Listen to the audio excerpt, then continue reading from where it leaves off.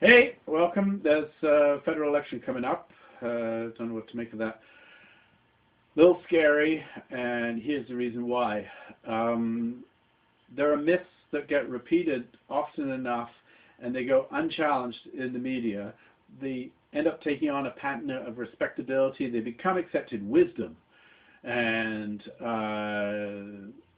that's pretty scary. The one that bothers me the most is the myth about the Harper's Conservatives being sound managers of the economy. Oh, we need a steady hand on the tiller, we've got to vote for Harper. And this is the absolute opposite of the case, of what it actually is. And so let's step back and review that. In the 1970s, all Western governments ran big deficits. It's the way it was. Canada's deficit reached epic proportions under Mulroney. We were honorary members of the Third World at that time. It was totally scary. Chrétien government came to power, Paul Martin in finance.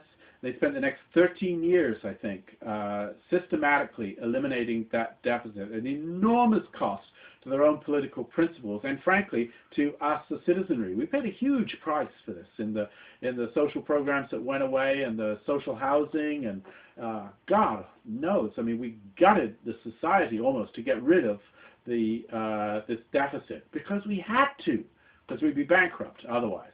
This was the Liberal government. They went one further. They went one better. When the deficit was gone, they built up a huge rainy day fund, because economies are cyclical. Everybody knows sooner or later the wheels are going to fall off, and you're going to need to have something in the bank. So they did. Harper's Conservatives come to power. They go on the biggest spending spree in Canadian history. They spent the rainy day fund, but they went one better, and they knocked 2 points off the GST. They're buying our votes with their own money, and a lot of us are dumb enough to go along with it. So I'd like to read you something here. This is 2007, Jeffrey Simpson in the Globe and Mail.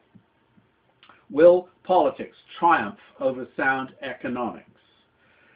$34 billion is the estimated cost of the federal treasury from cutting the GST by 1 point from 6 to 5%, 08, 09, 2012, 13. That's 5 years. They did the other 1%, 7 to 6% the year earlier.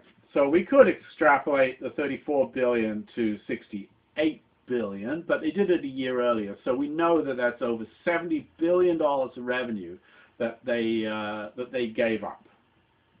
It was bad economics then, it's bad economics now, as every business, labor, and academic economist in the country has said. That should have read as almost every business, labor, and academic economist in the country has said. Thank you, Jeffrey Simpson. So, to review, I would say if you think that spending $13 billion of your tax money on US-style mega prisons to lock up our kids instead of educating them is a good idea, then you might want to consider voting for Harper, bearing in mind that all the statistics say crime rates are falling. If you think that more corporate tax cuts for banks, oil companies, insurance companies, who are already insanely profitable, is a good idea, when, bear in mind, our corporate tax rates are already half what they are in the United States. If you think that's a good idea, send a few more $1 billion their way, then you might want to think about voting for Harper's Conservatives.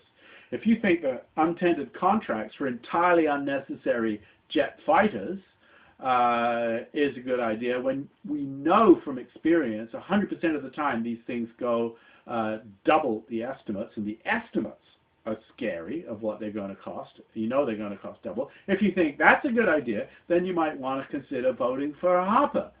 But don't vote for him because it's a steady hand on the tiller, sound managers of the economy, because the opposite is true.